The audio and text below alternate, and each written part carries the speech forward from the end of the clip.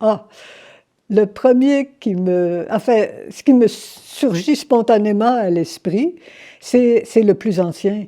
C'est le congrès de Heidelberg en 1970, qui était une de WorldCon.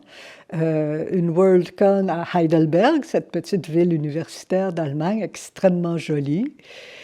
Et c'était la première fois, ça a été vraiment la première fois et non la moindre, c'était mon premier congrès de science-fiction, qui était plus petit que les WorldCon habituels de l'époque, qui avaient environ peut-être pas loin de 1000 personnes. Je suis allée facilement, mais maintenant c'est encore plus gros. Là, on a vu quand c'est venu au congrès, au Palais des Congrès à Montréal. Là, on était peut-être 400, 500, parce que la majorité des fans étaient des gens des États-Unis et un certain nombre avaient fait le voyage, mais pas il y en avait moins de fans présents que d'habitude. Il y avait des fans européens. Mais il y avait surtout une proportion d'auteurs, la proportion d'auteurs, de grands auteurs de science-fiction au mètre carré était impressionnante.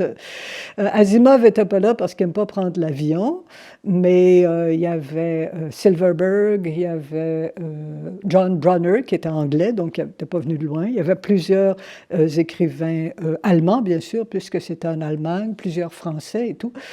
Et il y avait des éditeurs. Il y avait John W. Campbell, l'éditeur d'Analogue. Donc, je lisais sa revue depuis des années. Puis là, j'ai pu lui parler, le rencontrer en personne.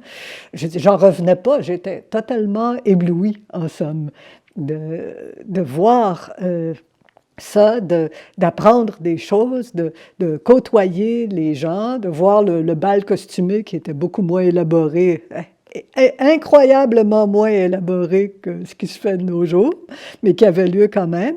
Et en même temps, vu que c'était l'Europe, il y avait tout le côté politique. Il y avait des gens, des fans qui, je me souviens, allemands, qui s'occupaient de nous dénoncer en public et de lancer des choses du balcon. C'était une espèce d'amphithéâtre, de théâtre, on pourrait dire. Alors, il y avait une scène, et puis les panels pouvaient être là, puis il y avait des balcons.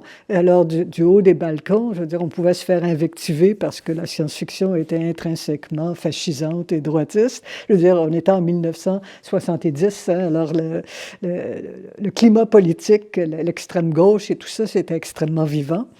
Oui, c'était vraiment pour moi un moment extraordinaire. Je découvrais le monde des gens qui sont liés à la science-fiction au lieu de me contenter de lire des textes.